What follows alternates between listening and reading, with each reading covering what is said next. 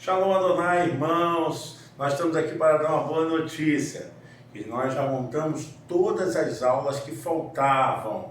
Através do livro de Rick Warren, nós já tiramos as lições, número 15 a número 27. Já estaremos realizando esse sonho. Cada aluno, cada professor terá essa lição direto do próprio autor. Nós conseguimos o material do próprio autor.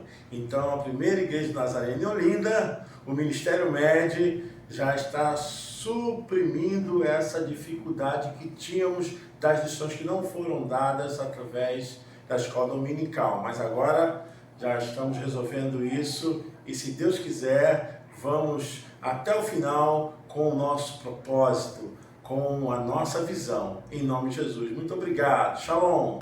Uma vida com propósitos, de Rick Warren. Um lugar ao qual pertencer. Agora vocês são membros da própria família de Deus e cidadãos do país de Deus, e pertencem à casa de Deus como todos os outros cristãos. Efésios capítulo 2, versículo 19.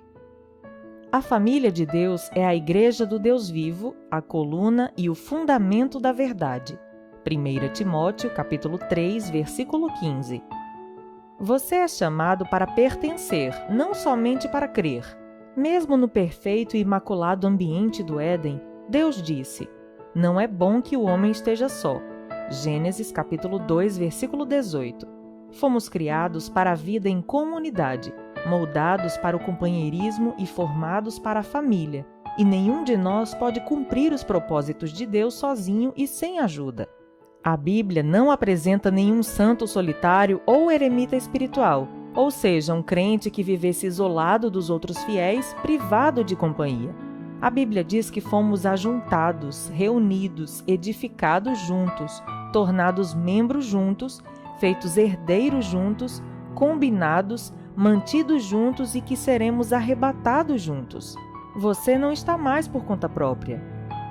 Embora seu relacionamento com Cristo seja pessoal, Deus nunca quis que fosse particular.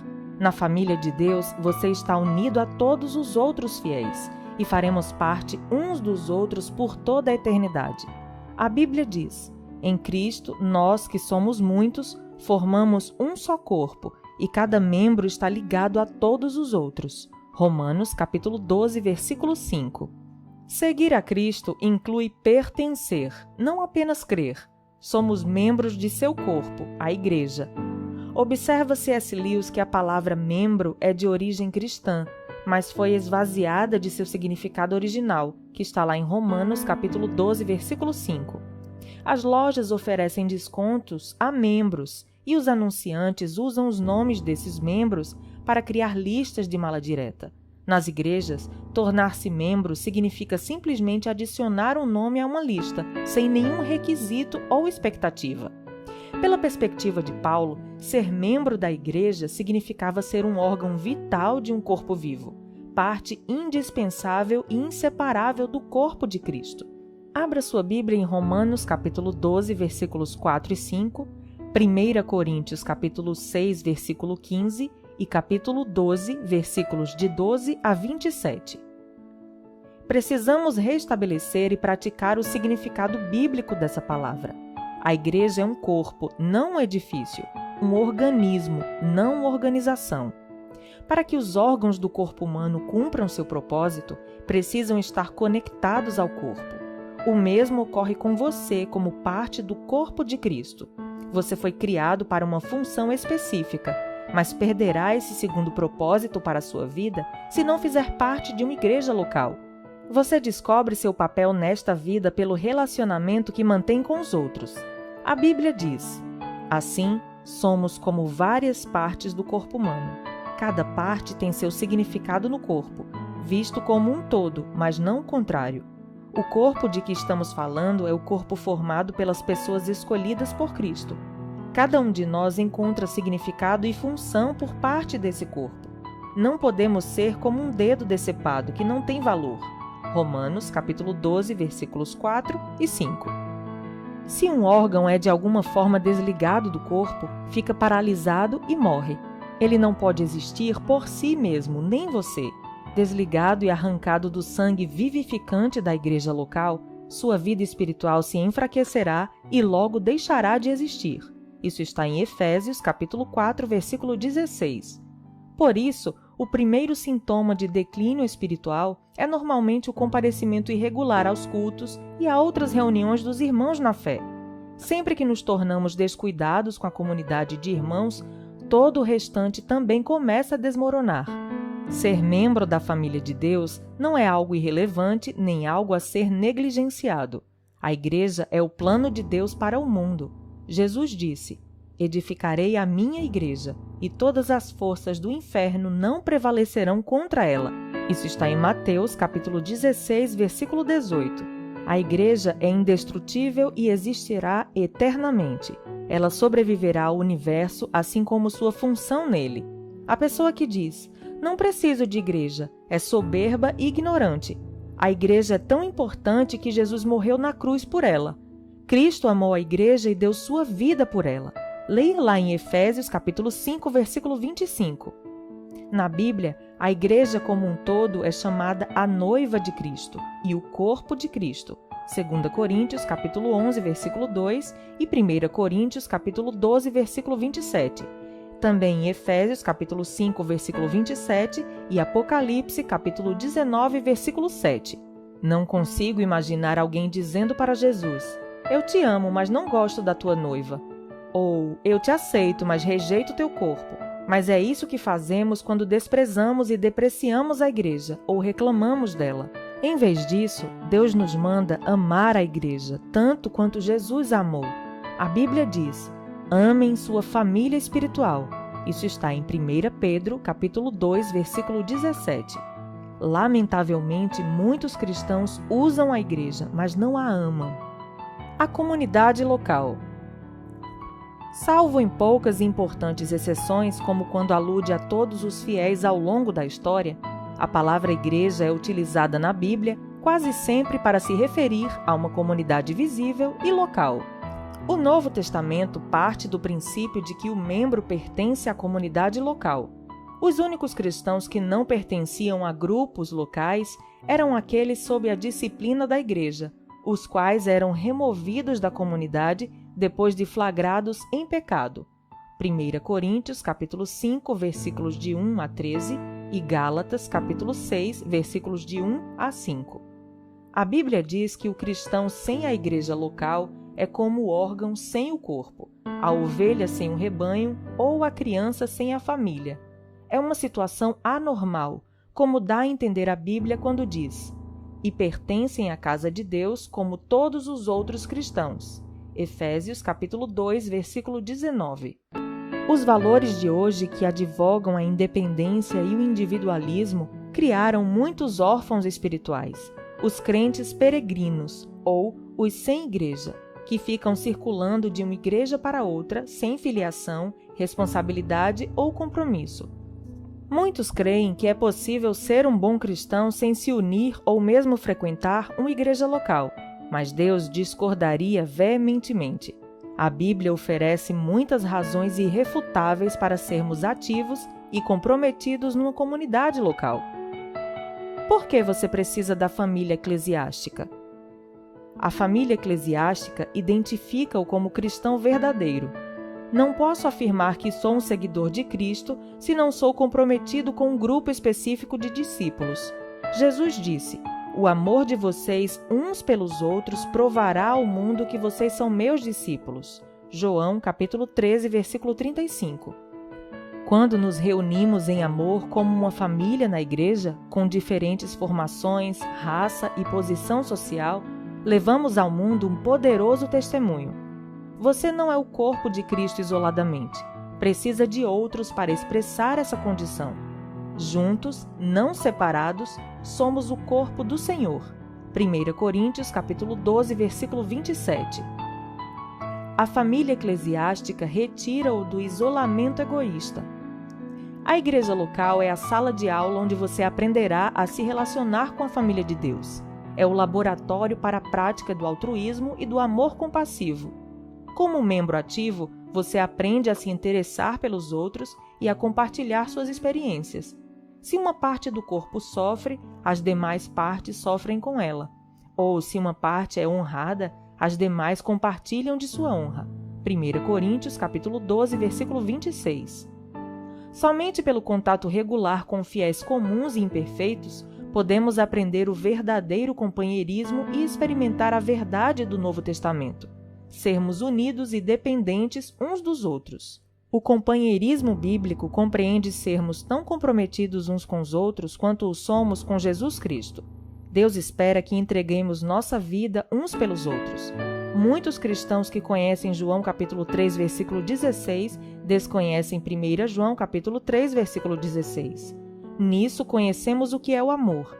Jesus Cristo deu a sua vida por nós e devemos dar a nossa vida por nossos irmãos.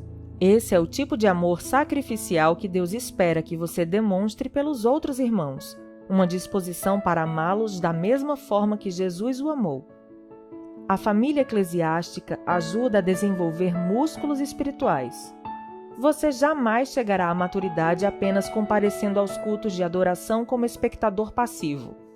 Somente a participação nas ilimitadas atividades da igreja local desenvolve a musculatura espiritual. A Bíblia diz: à medida que cada parte realiza o seu trabalho em especial, ela coopera para o crescimento das outras partes, para que todo o corpo esteja saudável, crescendo e cheio de amor. Efésios capítulo 4, versículo 16. As expressões uns aos outros ou uns dos outros são usadas mais de 50 vezes no Novo Testamento. Recebemos ordem para amar uns aos outros, orar uns pelos outros, incentivar uns aos outros, admoestar uns aos outros, saudar uns aos outros, servir uns aos outros, ensinar uns aos outros, aceitar uns aos outros, honrar uns aos outros, carregar os fardos uns dos outros, perdoar uns aos outros, submeter-nos uns aos outros e sermos dedicados uns aos outros, além de muitas outras obrigações mútuas. Isso é ser membro do ponto de vista bíblico. Essas são as responsabilidades familiares que Deus espera que você cumpra na comunidade local. Com quem você vem agindo dessa forma? Pode parecer mais fácil ser santo quando não há mais ninguém por perto para frustrar suas preferências, mas essa é uma santidade falsa que não foi posta à prova. O isolamento é deliberadamente enganoso. É fácil nos enganarmos pensando sermos maduros quando não há ninguém para nos contestar. A verdadeira maturidade manifesta-se nos relacionamentos. Precisamos mais que da Bíblia para crescer. Precisamos de outros irmãos.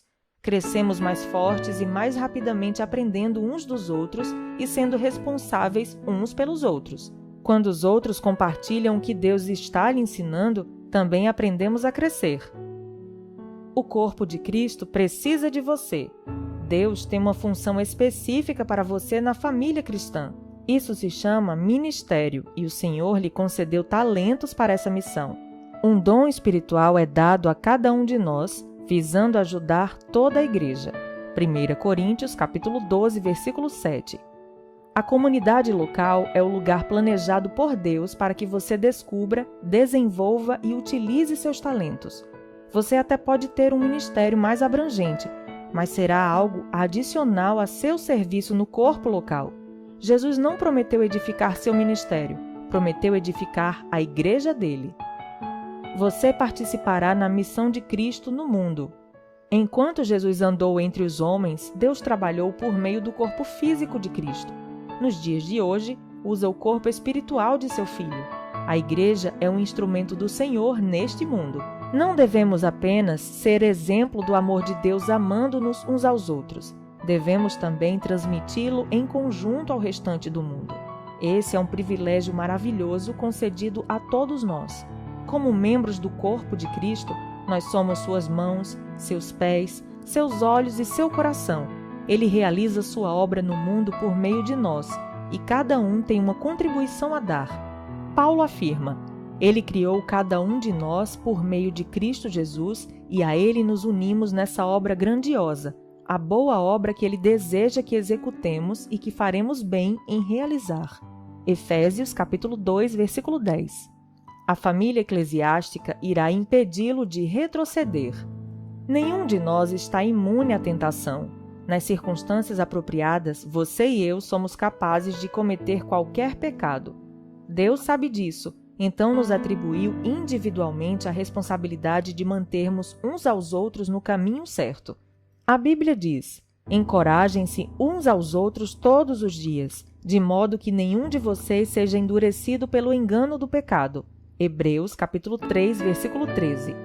Não é da sua conta, não é uma frase cristã. Somos chamados e recebemos ordem para nos envolvermos com a vida uns dos outros. Se você conhece alguém que se mostra espiritualmente inconstante nesse exato momento, é sua responsabilidade procurá-lo e trazê-lo de volta à comunhão. Tiago adverte: prezados amigos, se vocês conhecem alguém que se desviou da verdade, não desistam dessa pessoa. Façam tudo para trazê-la de volta e terão resgatado uma vida preciosa da destruição e impedido que ela se afaste de Deus. Tiago, capítulo 5, versículos 19 e 20. Um benefício relacionado à igreja local é que ela também proporciona a proteção espiritual de líderes devotos. Deus atribui aos pastores a responsabilidade de guardar, proteger, defender e cuidar do bem-estar espiritual de seu rebanho. A Bíblia diz: a responsabilidade deles é zelar pela alma de vocês, e eles sabem que devem se responsabilizar por isso diante de Deus. Hebreus, capítulo 13, versículo 17. Satanás exulta ao ver fiéis afastados, desligados da vida do corpo, isolados da família de Deus e indiferentes para com os líderes espirituais, pois sabe que tais crentes estão indefesos e impotentes contra suas estratégias.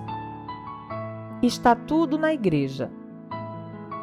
Em meu livro, Uma Igreja com Propósitos, explico como fazer parte de uma igreja saudável é essencial para viver uma vida saudável. Espero que você também leia esse livro, pois ele o ajudará a compreender como Deus planejou a igreja especificamente para auxiliá-lo a cumprir os 5 propósitos que ele tem para a sua vida.